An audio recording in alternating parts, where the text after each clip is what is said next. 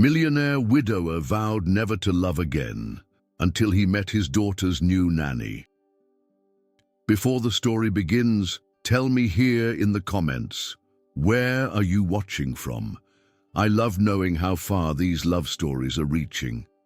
And if you enjoy this kind of content, subscribe to the channel.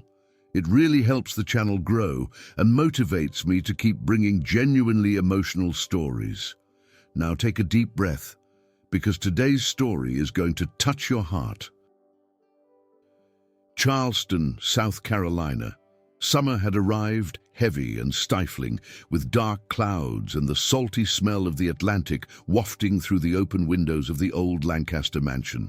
A huge house, with white columns and tall windows, too quiet for the sound of cicadas outside.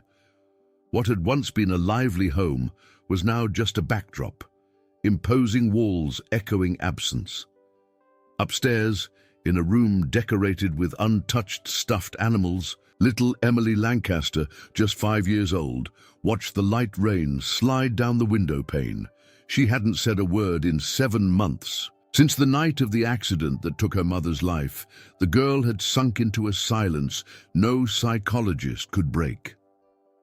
Downstairs in the study, William Will Lancaster, 37, stood before the cold fireplace with an expression that mixed exhaustion, stiffness, and unresolved grief. Tall and athletic, he wore a tailor-made dark blue suit even at home. His light brown hair was slightly tousled, and his grey-blue eyes, once intense, now seemed drowned in memories. He was reviewing a new list of nanny candidates. None stayed. Emily rejected every attempt, and Will simply didn't have the strength to keep trying. He was about to cancel the final interview when the housekeeper knocked on the door. "Mr. Lancaster, the new candidate has arrived. Sophia Rivera, sent by the agency. You should at least see her out of courtesy." Will sighed and looked at the pocket watch that had belonged to his father. 5 minutes, and then tell the agency that she's not the one either. In the front room, Sophia Rivera waited with attentive eyes. She was 26, light brown-skinned, with long, straight black hair falling like a curtain over her shoulders, and honey-colored eyes that hid more stories than words could tell. She wore a plain white shirt, dark jeans, and clean but worn shoes. In her hands, she carried a small notebook, a diary that looked well used. When Will entered the room, she stood respectfully. "Mr. Lancaster, thank you for the opportunity," he replied coldly. "It's just an interview. Emily is upstairs. You'll spend 10 minutes with her. If you can get her to speak." "Maybe." "We'll talk." Sophia said nothing. She simply nodded calmly and went upstairs, guided by the housekeeper. Entering Emily's room, she saw the girl sitting on the carpet, holding a plush rabbit. There was a fragile tenderness in her gaze. Sophia didn't try to speak right away. She sat on the floor a few steps away and began softly singing an old Mexican lullaby her mother used to sing to her in hard times. The gentle melody floated in the air like a breeze amid grief. Emily slowly lifted her eyes. She didn't speak, but she let go of the rabbit. Sophia kept singing, not forcing the connection. She reached into her pocket for a small handmade doll and gently placed it on the floor. It was a guardian muñeco, made of cloth and hope. "This is Miguel. He's a good listener. You can tell him things even without speaking." Emily came closer, curious, and touched the doll with her finger.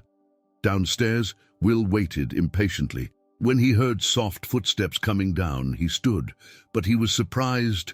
Emily descended, holding Sophia's hand. "She let you touch her?" Sophia replied in a steady yet calm voice. "She's trying, Mr. Lancaster.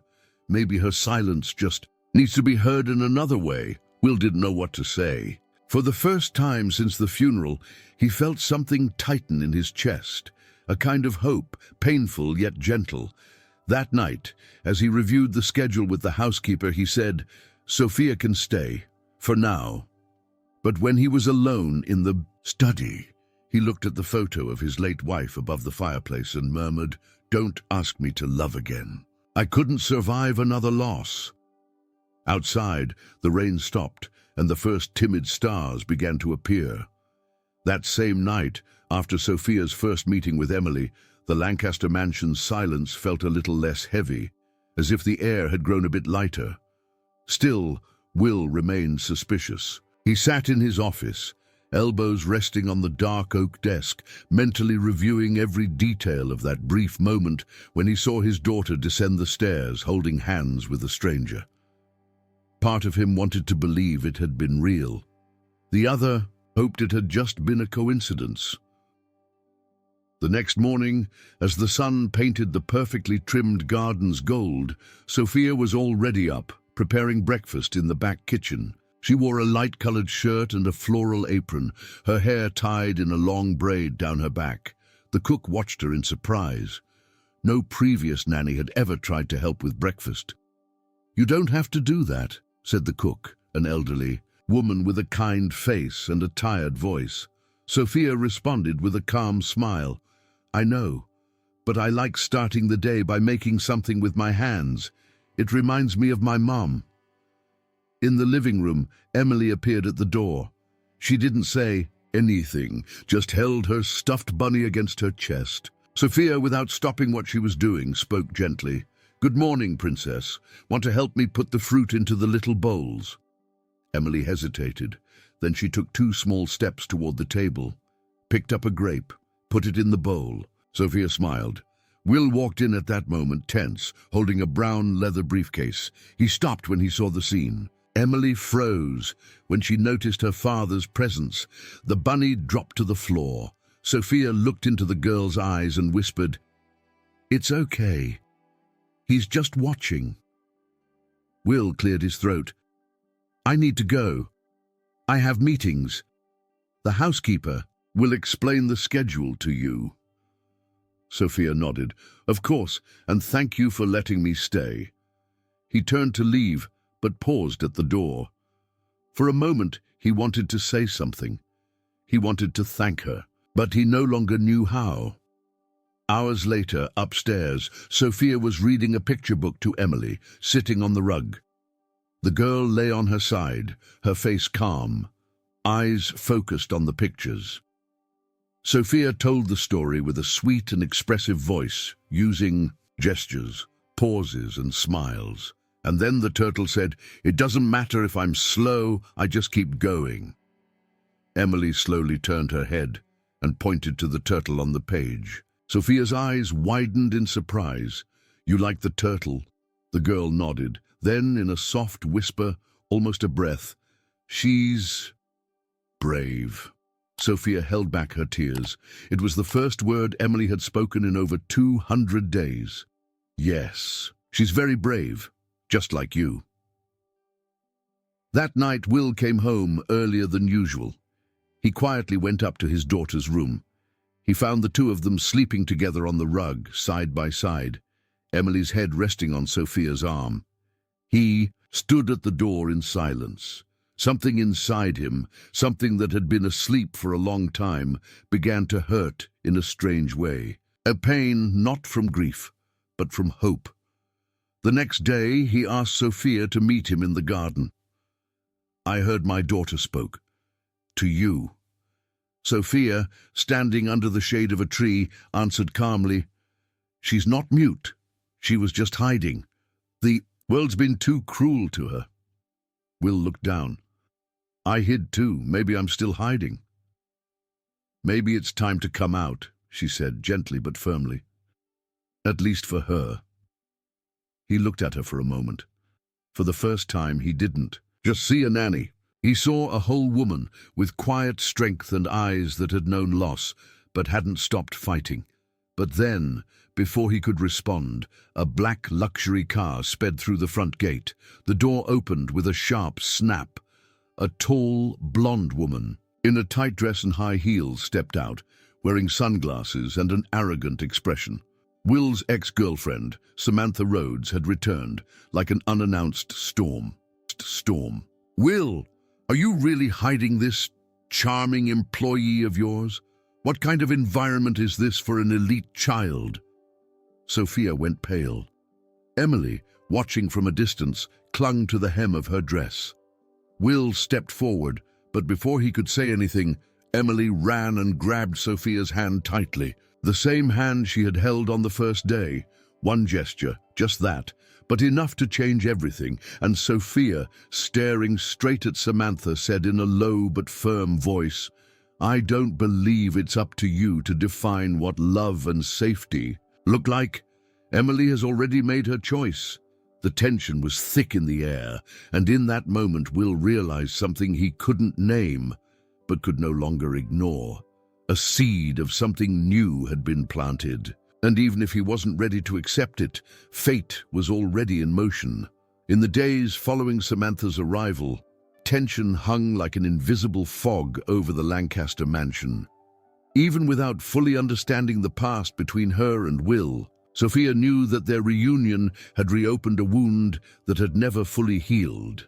But despite the arrogant presence of the ex-girlfriend, it was Emily who responded the clearest way. She began following Sophia around the house, as if afraid she'd disappear again. That morning, sunlight filtered through the white curtains of the playroom. Emily, sitting on the fluffy rug, gently swung her feet while watching Sophia slowly strum the strings of a small ukulele borrowed from the cook. The song was soft in Spanish, with a melody about promises and protection. Sophia's voice floated in the air like an invisible caress. She sang looking at the girl, but without pushing for closeness. Emily, eyes brimming with tears, smiled.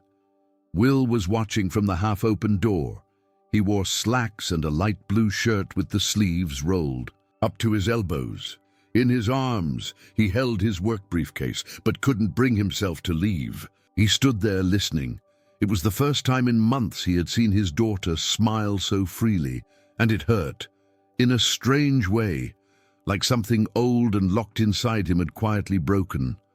Sophia noticed him, but didn't stop the song. She just held Emily's hand, and the girl squeezed it tightly. In the hallway, the housekeeper approached quietly. "Mr. Lancaster, Miss Rivera has a way with the girl. We've never seen little Emily like this."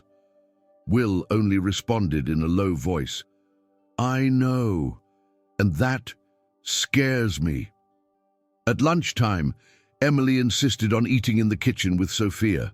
They sat side by side, giggling softly as they shared strawberries. The cook watched the scene with teary eyes. "She's a child again," she murmured, washing the dishes. "The girl's alive again." Later, during a sudden crying spell brought on by a nightmare, Sophia rushed to the room and held Emily tight, singing softly in her ear. "Estoy aquí, mi niña. No tengas miedo."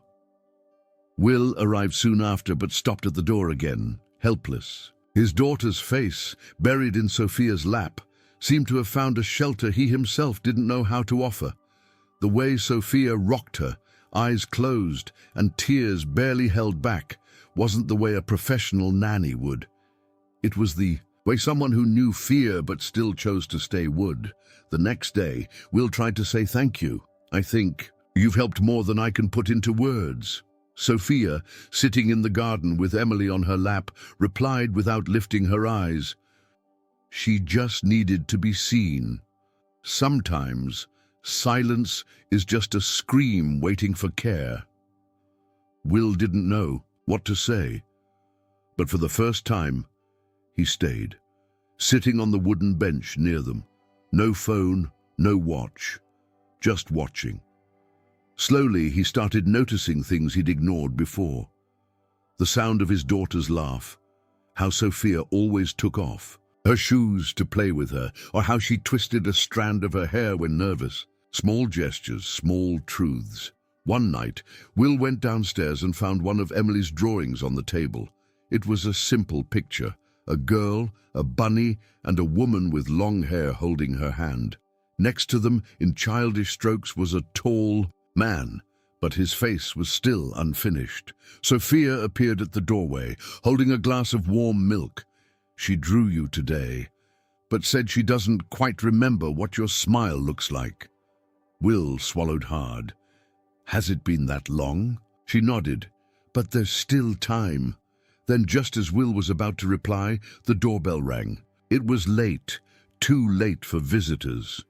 Will walked to the front door. Sophia stood still, Emily in her arms, watching from a distance. When he opened it, what he saw left him speechless. Two suited men, one holding a folder and the other a stamped envelope. Mr. Lancaster, we're from the Immigration Division. We received an anonymous tip about Ms. Rivera's status. We need to talk. Now. Sophia felt her heart drop. Emily clung to her as if she could sense something bad was about to happen. And at that moment, for the first time, Will looked at Sophia not as the nanny, but as someone he wasn't ready to lose. The presence of the immigration agents cast a shadow over the following days at the Lancaster mansion. Will, shocked, managed to postpone any legal actions with the help of the family lawyer, but it was clear someone had made an anonymous report. Despite the scare, Sophia stayed. Not for herself, but for Emily, and for something quietly growing. Inside her, a feeling that scared her more than any official letter. Trying to push away the tension, Will decided to attend the annual charity dinner for the Charleston Children's Hospital, a formal event for the city's elite. He brought Emily and, after hesitating for hours, invited Sophia to accompany them as the girl's escort. She resisted. That kind of setting wasn't made for people like me, Mr. Lancaster. But he replied firmly, it's made for people who care about children, and you're the one who cares most about my daughter. That night, Sophia wore a simple navy blue dress the cook had found forgotten in the attic. Her hair was tied in a low bun, leaving her delicate face exposed. She looked nervous but determined. The hall was grand. Crystal chandeliers, live music, and people dressed like they had stepped out of a magazine. Sophia moved discreetly, always near Emily, who wore a white lace dress and smiled more than ever. Will, in a flawless tuxedo, looked tense. He didn't like being there, not since his wife's death, but being beside his daughter and seeing Sophia so present gave the event a different hue. Then she appeared. Samantha Rhodes, blonde, tall, elegant to the point of excess. She wore blood red as if the ballroom were a runway. Her cold blue eyes scanned the room with arrogance and precision. When she spotted Will, she flashed a sharp smile. Will Lancaster, still handsome and untouchable as always. I must say I was surprised to see you here. Thought you'd left the social scene, he replied with restrained politeness. I'm trying to start over. For Emily. That's when Samantha saw Sophia, holding hands with the girl. Her eyes sparkled with venom. She walked over and, as if speaking only to herself, but loud enough for others to hear, she sneered, "Oh, of course, the nanny, so involved. You've always had a soft spot for wounded souls, Will. Amazing how these girls know how to sneak in, delicate, sweet, until they become a problem." Sophia heard it. She didn't react immediately, just felt her blood boil and a knot tighten in her throat. She faked a discreet smile, took Emily to the bathroom, and stayed locked in there for far too long. When she returned, she handed the girl to the cook, who had also come to help at the event, and disappeared without saying a word. Will realized it too late. "Where's Sophia?" he asked Emily. The girl simply pointed to the door. In the car, Sophia cried in silence. Samantha's words had stirred old wounds. The fear of never belonging, of always being seen as an outsider, in worlds she wasn't born into. The next morning, Emily refused to get out of bed, refused food, words, toys. The housekeeper called Will in the middle of a meeting. "Mr. Lancaster, she's in crisis. She's calling for Sophia. She's even refusing water." Will ran out of the building like a man who had just realized he'd made an unforgivable mistake.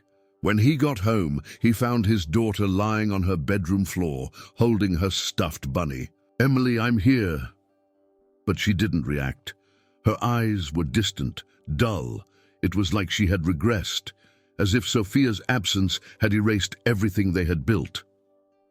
He left the room, locked himself in the study, and broke down. Sat on the floor, back against the wall, eyes red, hands in his hair. What did I do? How did I let this happen? For the first time since his wife's funeral, Will cried with his heart open, not for a past loss, but for something he finally recognized as part of his present. He missed Sophia, not just for Emily, but for himself, and then alone he whispered, "Come back, Sophia, please come back." But he didn't know where she was. That night, for the first time in a long while, Will Lancaster understood the true cost of absence, and that some goodbyes hurt more than death itself. The rain tapped softly against the window pane when Sophia's phone rang in the middle of the night. The number wasn't saved, but she answered anyway, heart tight. "Ever since leaving the Lancaster mansion." The voice on the other end was shaky, desperate. "It's Mr. Lancaster. Sophia, it's Emily. She's in the hospital. She has a high fever. She's unresponsive. Please, come." Sophia didn't hesitate. She threw her old coat over her nightgown, slipped on her sneakers without socks, and went out into the wet night without even tying her hair. She took the first night bus that came, eyes fixed on the foggy window, hands trembling in her lap. Every street passed was a silent prayer. The Charleston Children's Hospital was white, cold, and quiet at that hour. In the lobby, between coffee, machines and empty benches, Will paced back and forth like a man on the verge of collapse. His white shirt was unbuttoned at the collar, his face marked by exhaustion and guilt. When he saw Sophia walk in, he stopped. She ran to him without saying a word. He pulled her into a desperate hug. For the first time, he wasn't the man in control. He was just a father in pieces. "She called for you," he murmured. "Said your name out loud, like a plea. And I didn't know what to do. I failed, Sophia." She didn't reply, just held him tight, feeling his chest tremble against hers. Minutes later, they sat side by side in the waiting room. The white lights, the soft hum of machines, and the smell of disinfectant created an almost unreal atmosphere. He ran his hands over his face and stared at the floor. I never told you how I lost my wife," he began. "It was on a rainy morning like this. She was going out to get a birthday present for Emily. I asked her not to go, but pushed too hard with work.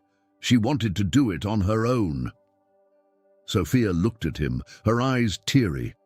"When they called me, they said the car flipped near the coastal road curve. She died instantly. I never forgave myself, not just for losing her, but for still being here, like life left me behind." He paused for a long moment, took a deep breath. His hands were shaking. "Since that day, I stopped feeling, stopped loving. I shut everything out, even my daughter. I thought it would protect me. But then you came, with your songs, your peace that scares me, and I pushed you away. I was afraid." Sophia listened, silently. He turned to her. "Now I get it. I needed you. Not just Emily, me too. Please forgive me for not defending you, for not protecting you." Sophia wiped away a falling tear. "Will, I never needed you to protect me. I just wanted respect, and for you to see that I was there, fully, genuinely out of love. But the one who needs protection now isn't me. It's Emily." He nodded, his eyes red. "I know. I want to change. I want to do better." Sophia looked him in the eyes, steady. "Then listen to me. If I come back, it won't be as the nanny. I'll come back as someone who demands what you never knew how to give, presence. I can't raise a child alone. You need to learn to be a father, not just sign checks or buy toys. You need to look her in the eyes and be there, every day, even when it hurts." Will stayed silent for a few seconds. Then he placed his hand on hers. "Teach me. Stay. Please. Teach me." At that moment, a nurse appeared at the door with a gentle smile. "Emily's awake. She's asking for both of you." Sophia and Will looked at each other. They stood at the same time and walked down the white hallway side by side, like two broken pieces beginning to fit, not out of convenience, but by choice. And in that cold hospital corridor, it wasn't the physical reunion that healed a wound. It was the silent promise of a new beginning. But as they walked into the girl's room, Will's phone vibrated inside his damp jacket pocket. A new message from an unknown number. "You'll regret putting her in that place. She doesn't belong in your world." The past wasn't done with them yet. In the months that followed the hospital reunion, the Lancaster mansion, once silent and cold, began to turn into something like a home. Not all at once, but little by little, like a plant sprouting again after a harsh winter.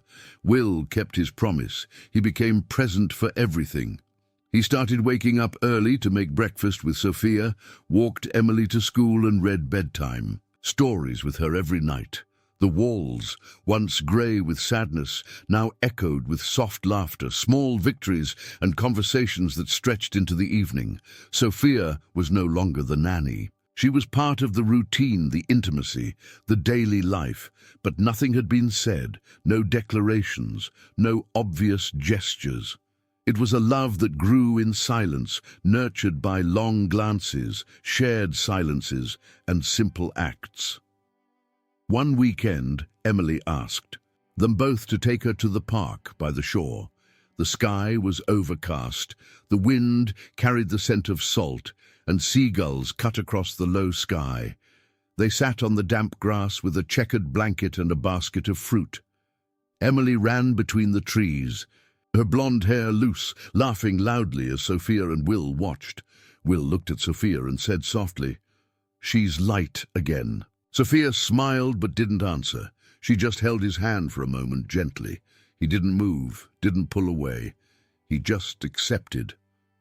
Later in the kitchen, Sophia was making chicken stroganoff with rice, teaching Will how to chop the ingredients, with care. "It's not just about flavor," she explained. "It's about the love you put into each step." He laughed at his clumsy attempts. "I'm a disaster with knives," he confessed. "But you're getting better. At least you don't burn the pan anymore," she teased, laughing. These moments became routine. Will started getting closer to Sophia naturally, but with an almost sacred caution, as if afraid to ruin what they were building. Then came that night. Rain poured hard against the mansion's windows. Emily was already asleep, curled under the covers, clutching her stuffed bunny. Sophia had lulled her to sleep with a gentle song, just like that very first night. As she left the room, she found Will in the hallway, leaning against the wall with a mug of tea in hand. She walked up slowly. She fell asleep, smiling. "Sophia," said in a soft voice. "That's because of you," he replied. "You brought that back to us." They stood there, facing each other, as the sound of rain filled the silence between them. "You've changed me, Sophia," he went on. "You made me laugh again, made me feel again. I don't know what this is between us, but—" She cut him off with a whisper. "It doesn't need a name. We feel it, and that's enough." Will's eyes were misty. He took a step forward. Sophia, hesitant, looked down, but he gently lifted her chin. And then, as if time stopped, they kissed. It was a tender kiss, almost shy. A kiss that trembled with fear, but also desire. It wasn't about sudden passion. It was about trust, about respect, about the kind of love that grows slowly, without rushing, but also without asking permission when it arrives. When they pulled, Away, still too close, Will whispered, "I didn't know I could feel this again." Sophia answered with a soft smile, though her teary eyes revealed the depth of the moment. "Me neither." But before they could lose themselves in that moment, the house phone rang. It was late. Will answered with a furrowed brow. Silence lingered on the other end for a few seconds, until a cold female voice said, "You're making a mistake. She doesn't belong in your world, Will, and you know it." He recognized the voice instantly. Samantha. As he hung up, Will closed his eyes and gripped the phone tightly. Outside, the rain grew heavier, and inside the house, for the first time, true love had begun to bloom, even under the threat of storms. The morning after their silent kiss, breakfast at the mansion was interrupted by an urgent call from Will's press agent. The voice on the other end was tense, nearly breathless. "Will, we need to talk. The article's out." Will furrowed his brow, dropped his coffee cup on the table, and turned on the TV. Sophia's face appeared on a sensationalist tabloid with a cruel headline in red letters. "Immigrant Nanny wins millionaire widower's heart. Love scam." Sophia walked into the room minutes later, her hair still loose and her expression calm, but stopped cold when she saw the news. The world had crashed down on her in an instant, the color drained from her face. "Is this what they think I am?" she murmured. Will immediately rushed to her side, his voice firm. "This is a setup. I'll find out who's behind it, I promise." But while he tried to contain the damage, the truth Sophia feared most came to light. Her visa had expired months earlier. She had been trying to resolve it through a community lawyer, but without resources, the process had stalled. And now, with all eyes on her, immigration authorities were watching.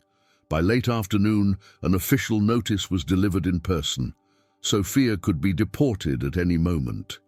"They're sending me back like I'm a problem," she said, eyes glassy as she calmly folded her clothes into a suitcase.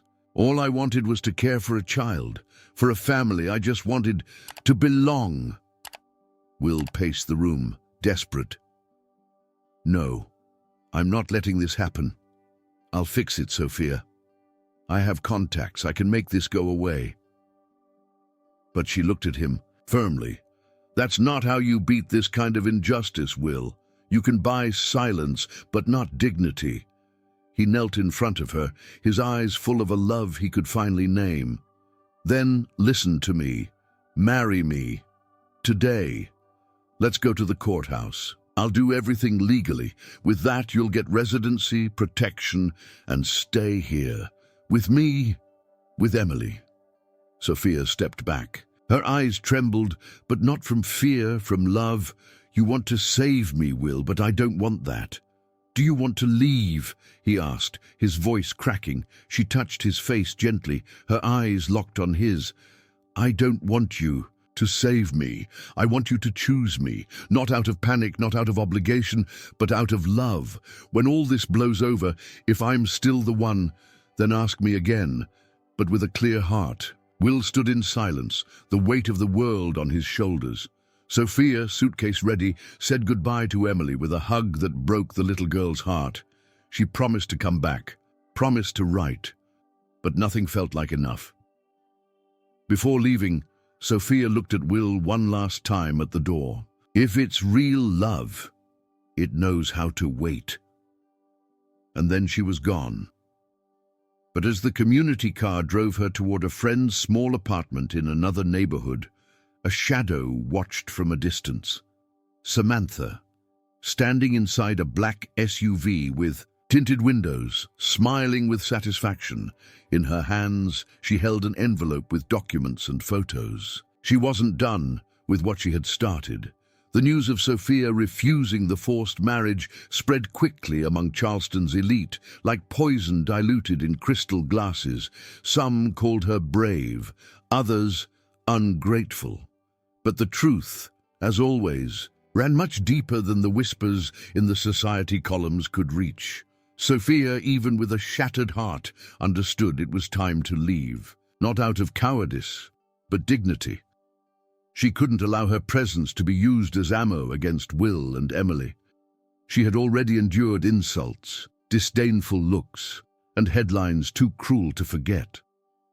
She spent the following days in silence, packing the few clothes she had, folding her dresses with care, boxing up the toys Emily had given her as gifts.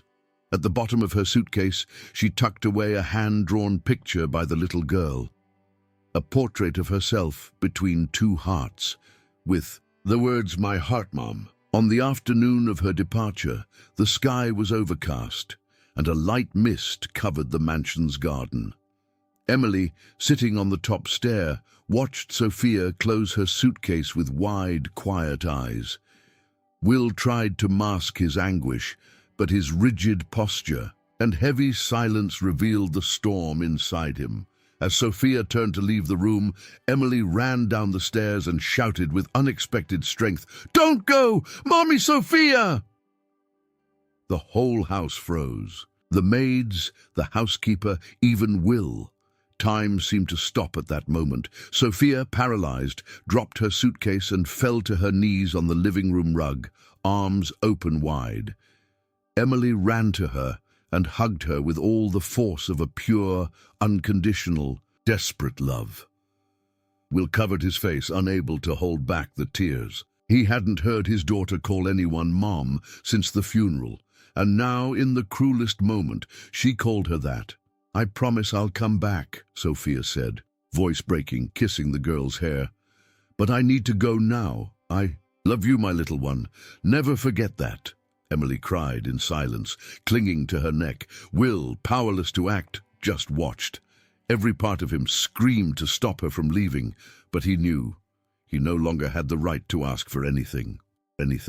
Hours later, at the bus terminal gate, Sophia boarded a night bus heading to rural Texas, where an elderly aunt had arranged a job for her as a caregiver to a bedridden woman. It wasn't an escape. It was a pause, a chance to restart far from the spotlight, scandals, and pain. In the back seat, wrapped in her coat, she cried softly, stroking Emily's drawing between her fingers. Meanwhile, Will wandered through the shattered house. Every room felt emptier. The kitchen, where Sophia taught recipes. Emily's room, where her laughter once filled the air. The garden, where the three played in the evenings. He sat in his office, the same place he'd locked himself in after his wife's death. But this time, the feeling was different.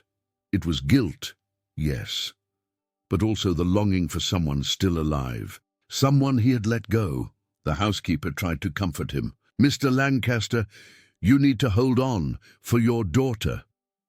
But he only replied, eyes lost, "How do you live in a place where everything that matters is gone?" In Emily's room, silence reigned again. She wouldn't eat, wouldn't ask for stories, slept hugging her stuffed bunny and the pillow that still smelled like Sophia, and for the first time, Will didn't know how to heal the pain living under his own roof. But across the country, Sophia looked out the bus window and whispered, "If it's real love, it finds its way back." Sophia's absence was felt in every corner of the Lancaster mansion. Life went on, but mechanically. Will tried to keep the routine for Emily's sake, but nothing had the same meaning. His daughter, now quieter, drew pictures nearly every day, most of them showing a small house with three figures holding hands, a girl, a tall man, and a woman with long hair. One night, Will found one of those drawings on his bed, with a phrase written in crooked but recognizable letters. "I hope she comes back." That's when something changed inside him. For the first time, Will understood that true love isn't about keeping someone close. It's about being worthy of them, choosing to stay. In the following months, he began a quiet transformation. He assembled advisors, donated part of his personal fortune, and created a project called Roots of Hope, a foundation in Emily's name to support immigrant families in vulnerable situations. "This will be my daughter's most important inheritance," he told the press, "the ability to see others with humanity."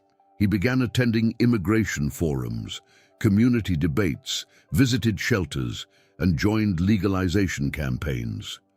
He appeared on the news not as Charleston's millionaire heir, but as a man trying to make amends, not just socially, but personally. Months later, at a major humanitarian conference in Houston, Will was invited as a donor and listener. The auditorium was packed. Colorful banners, voices in many languages, stories of struggle and resilience filled the air with intense energy. Then, Sofia Rivera's name appeared on the screen. The host introduced her as former domestic worker, immigrant once at risk of deportation, and now coordinator of a family support center in Texas. When she stepped onto the stage, Will held his breath.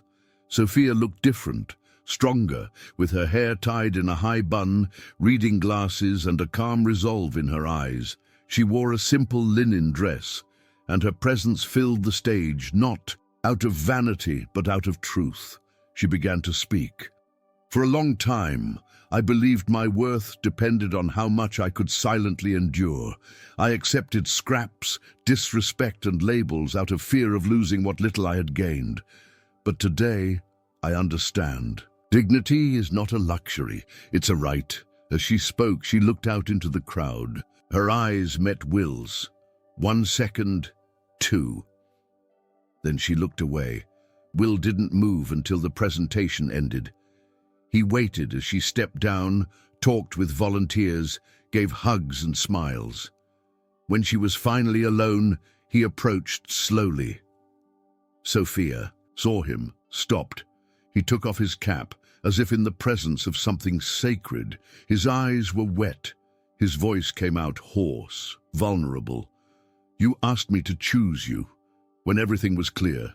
Sofia, I'm clear now, clear of pride, of fear, of excuses. She said nothing, just listened. Will took a deep breath, stepped closer and said, Now I choose you, freely, on your terms, not as a nanny, not as a memory, but as a woman, as a partner, as the love that rebuilt me. Sofia swallowed hard. Tears rolled silently, but there was no pain in them, only truth. You took your time, she murmured with a soft smile. I had to learn to stand on my own. Before I could walk beside you, he replied. And then, in the middle of that convention center lit by stories of triumph, they embraced, not like rekindling a romance, but sealing a pact of existence.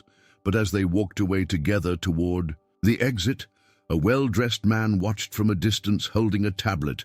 On the screen was a paused image, Sofia speaking on stage. Below it, an anonymous receipt for a purchased ticket by Samantha Rhodes. The story wasn't over yet. Sofia's return to Charleston didn't happen in secret. Unlike the first time she arrived, invisible, carrying a modest suitcase and dreams tucked quietly in her chest. Now she stepped out of the car in a simple yet elegant light blue dress, her hair loose in the wind and her eyes steady, like someone who knows exactly where she's meant to be.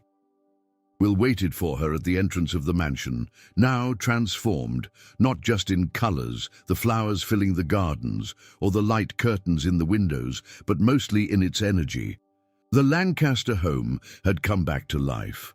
On that special day, the official ceremony would be held to relaunch the property and the Roots of Hope Foundation, with local media, social representatives, and important guests in attendance.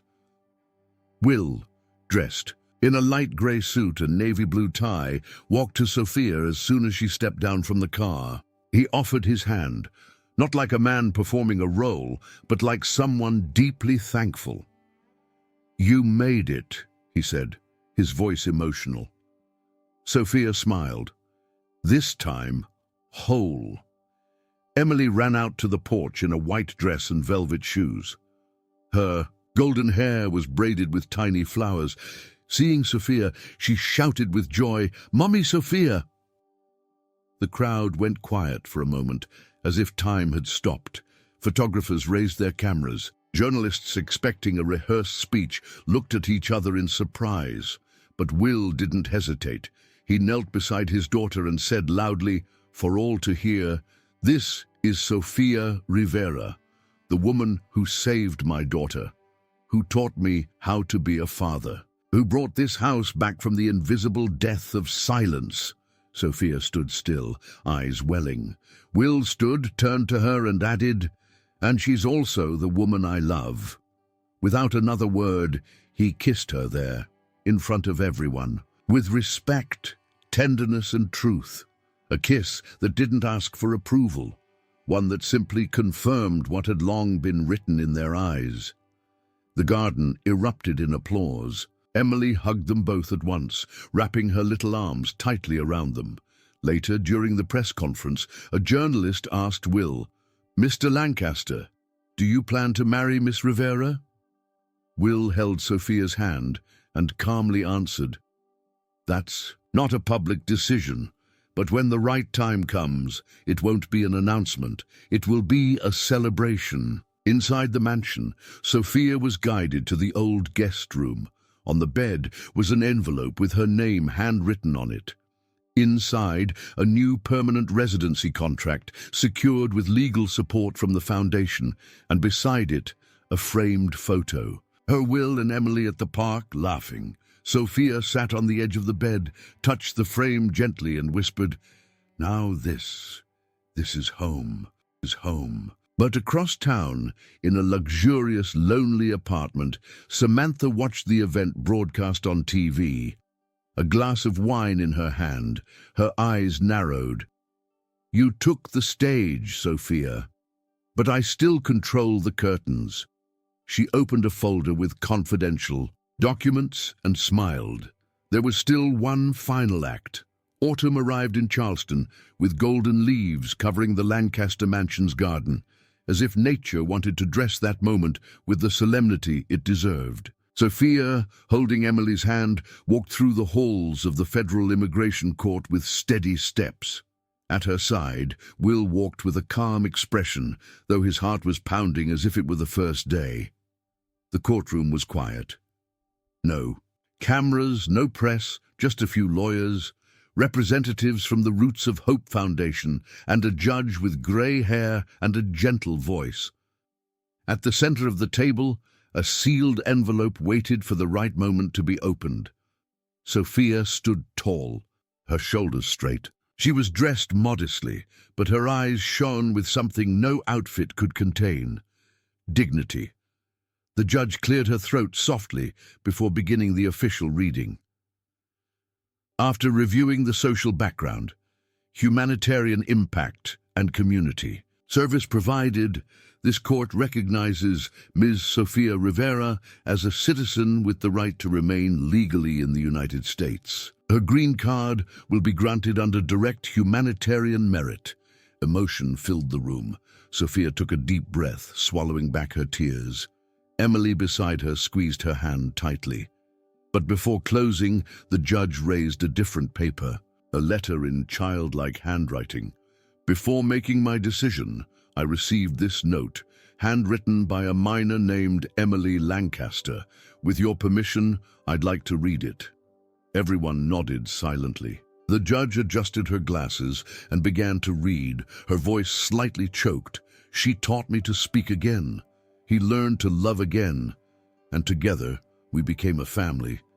Mommy Sophia didn't just come to take care of us. She came to teach us to take care of what's real. And I promise, if she stays, I'll bake cake with her every Sunday." The room burst into quiet tears. Sophia, in silence, hugged Emily gently. Will stepped forward and wrapped his arms around them both, holding in, the emotions threatening to overflow. Across the room, even the judge removed her glasses to wipe her eyes. "This," she said, "is the America we should all strive to build." As they left the building, the press was waiting, but this time, no one ran from the cameras. Will insisted on speaking. "Today, we're not here to celebrate a document. We're here to honor the value of courage, love, and integrity. Sophia is not an exception. She is an example." Sophia then took the microphone, her voice steady and kind. Dignity shouldn't be a reward. It should be the starting point. But when the world pushes you down, true love lifts you up in a way you never forget. Emily tugged on the microphone and shyly added, "She's my mommy now, and no one can take that from me." The cameras captured their group hug, an image that would spread across the country as a symbol of reunion, belonging, and healing. As the screen fades to black, the final narration echoes softly, like a warm breeze after a long storm. Love doesn't come to fill a void. It comes to heal when we have the courage to open our hearts even with scars. And so ends the story of a broken man, an invisible woman, and a little girl who, by calling someone Mom, healed 3 hearts at once. So, what did you think of this story? Leave a comment below with a score from 0 to 10, saying how much it moved you. If you enjoyed it, don't forget to like, share it with someone who needs a little hope, and of course, subscribe to the channel so you don't miss the next stories. Oh, and before you go, I've picked out another touching story that will move your heart even more. Click on it now and let yourself feel. You deserve to live this next emotion.